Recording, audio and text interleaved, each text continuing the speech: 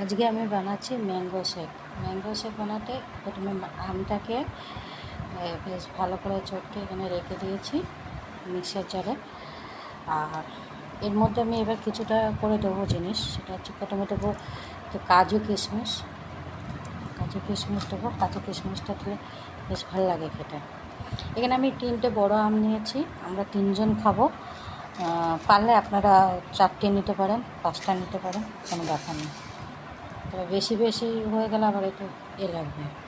চিনি দিচ্ছি এই 1 চামচ, 2 চামচ।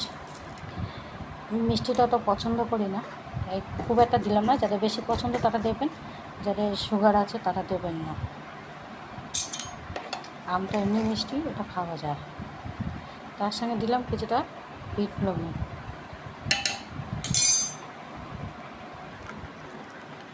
এবার বড়ো চামচে চামচের মতন আমি দেবো কিছুটা দই।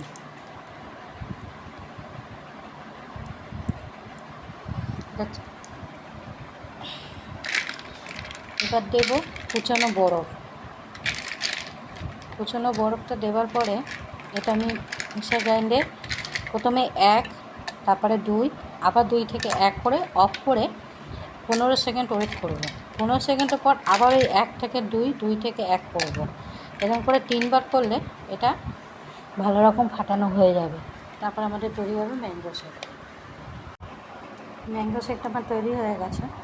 দেখুন কত কম ছিল, কত বেড়ে গিয়ে কতখানি হয়েছে। এটা 3জন কেন 4জনও খেতে পারবে, মানে এতখানি হয়েছে। এবারে আমি গ্লাসে ঢালছি।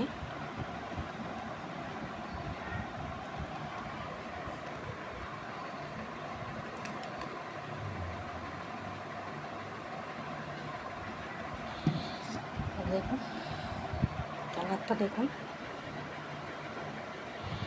এটা অ্যাকচুয়ালি কেউ যদি চায় আমের ছোটো ছোটো করে টুকরো করে এর ওপরে বা কাজু কিশমিশ টুকরো করে উপর দিয়ে দিতে পারে।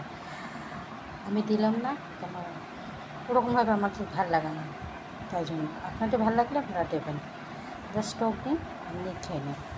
এই গরমে এগুলো খেতে খুব ভালো লাগে, অন্য কিছু না। এগুলো খেলে যেন আত্মাটা যেন শান্তি পায়। তবে ভিডিওটা দেখার পরে একটা লাইক অন্তত করে দেবেন। আপনাদের কাছে শুধু এইটুখানি আশা রাখি।